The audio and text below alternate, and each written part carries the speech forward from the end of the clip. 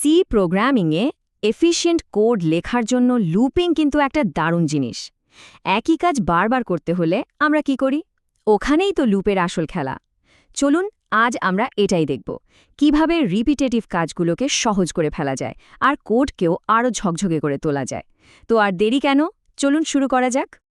ধরুন আপনাকে একটা কাজ দেওয়া হলো, স্ক্রিনে 5 বার হ্যালো প্রিন্ট করতে হবে। কি করবেন? সোজা প্রিন্টের স্টেটমেন্টটা 5 বার কপি পেস্ট করে দেবেন, তাই না? কাজ তো হয়ে গেল। কিন্তু ভাবুন তো একবার, যদি 5 বার না 500 বা 5000 বার প্রিন্ট করতে বলা হতো, তখন কোডটা তো একটা বিশাল ব্যাপার হয়ে যেত। আর সত্যি বলতে একই জিনিস বারবার লেখাটা খুবই বোরিং একটা কাজ। এর নিশ্চয়ই একটা সহজ সমাধান থাকা উচিত, তাই না? অবশ্যই আছে, আর সেই ম্যাজিক্যাল সমাধানটার নামই হলো লুপিং। তো প্রোগ্রামিংয়ে এই যে একই কোড বারবার লেখা, এটা কিন্তু বেশ বড় একটা সমস্যা।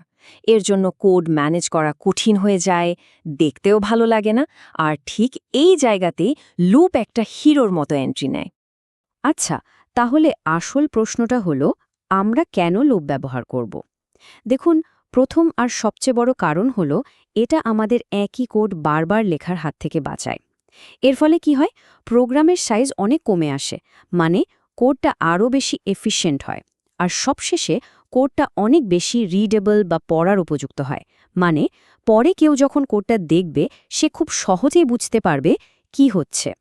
সি প্রোগ্রামিংয়ে কিন্তু বেশ কয়েক ধরনের লুপ আছে। চলুন আমরা একটা ম্যাপের মতো করে দেখে নিই যে কি কি অপশন আমাদের হাতে আছে।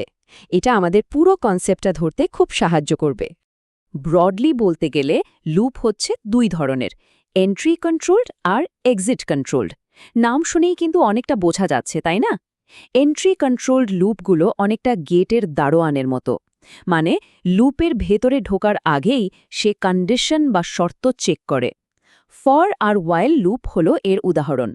শর্ত যদি সত্যি না হয় তাহলে ভেতরে ঢোকার কোনো পারমিশনই নেই, মানে কোডটা একবারও রান করবে না। আর এক্সিট কন্ট্রোল লুপ, সে হলো ডু ওয়াইল। এটা আগে কাজ করে, তারপর বের হওয়ার সময় শর্ত চেক করে। মানে যাই হোক না কেন, লুপটা অন্তত একবার চলবেই।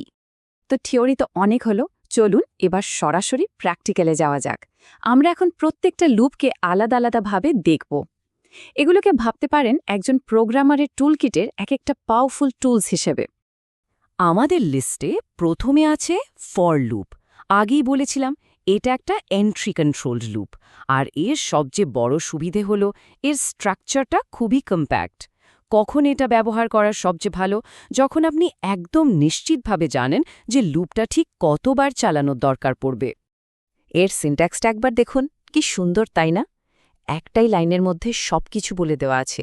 লুপটা কোথা থেকে শুরু হবে, যেটাকে আমরা বলি ইনিশিয়ালাইজেশন, কখন গিয়ে থামবে মানে কন্ডিশন, আর প্রতিবার ভ্যালুটা কিভাবে বদলাবে মানে আপডেট, সবকিছু এক জায়গায়। ডান দিকের উদাহরণটা দেখুন, এখানে আই শুরু হচ্ছে 1 থেকে, চলবে 5 পর্যন্ত, আর প্রতিবার 1 করে বাড়বে, আর ফলাফল স্ক্রিনে সুন্দর করে 1 থেকে 5 পর্যন্ত প্রিন্ট হয়ে যাচ্ছে। আচ্ছা, ফর লুপ তো দেখলাম, এবার আসা যাক ওয়াইল লুপের দিকে।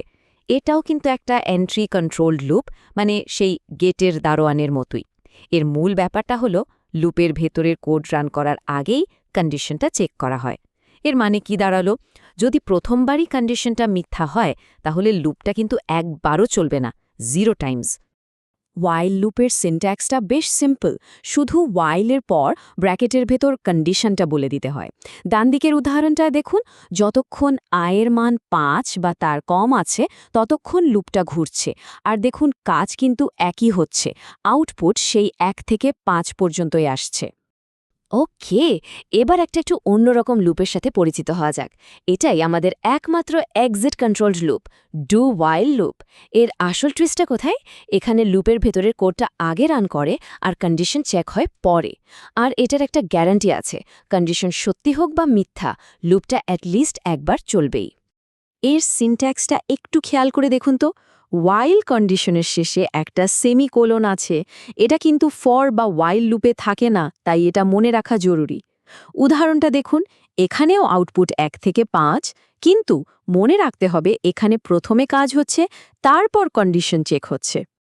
আচ্ছা, লুপ তো একটা নির্দিষ্ট নিয়ম মেনে চলে, কিন্তু মাঝে মাঝে আমাদের এই নিয়মটা ভাঙার দরকার হয়। মানে লুপটাকে নিজের কন্ট্রোলে আনার দরকার পড়ে। চলুন দেখি কিভাবে কিছু স্পেশাল স্টেটমেন্ট ব্যবহার করে আমরা লুপের ফ্লোকে কন্ট্রোল করতে পারি। এই কাজটা করার জন্য আমাদের হাতে মূলত 3টা টুলস আছে: ব্রেক, কন্টিনিউ আর গো টু। এই 3টাই লুপের স্বাভাবিক চলার পথে বাধা সৃষ্টি করে, তবে এক একটা কাজ এক এক রকম। ব্রেকের কাজটা একদম নামের মতোই, ভেঙে দেওয়া। যখনই কোড চলতে চলতে একটা ব্রেক স্টেটমেন্ট পায়, ও আর কোনো কিছু না ভেবে সাথে সাথে লুপটা থেকে বেরিয়ে আসে। সোজা কথায় ইমার্জেন্সি এক্সিট। এই উদাহরণটা দেখুন। লুপটা ডিজাইন করা হয়েছিল 1 থেকে 5 পর্যন্ত চলার জন্য, কিন্তু ভেতরে একটা কন্ডিশন দেওয়া আছে, যদি এর মান 3 হয়ে যায় তাহলে ব্রেক করো। তো কি হলো? লুপটা 1 প্রিন্ট করলো, 2 প্রিন্ট করলো, যেই এর মান 3 হলো সাথে সাথে ব্রেক কাজ করলো, আর লুপটা ওখানেই শেষ।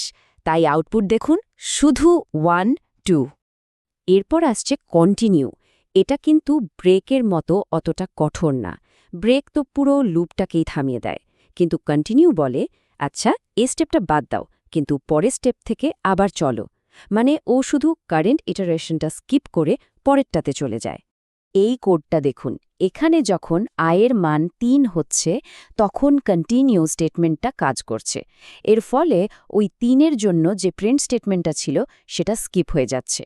কোডটা সরাসরি পরের ধাপে, মানে i = 4-এ চলে যাচ্ছে।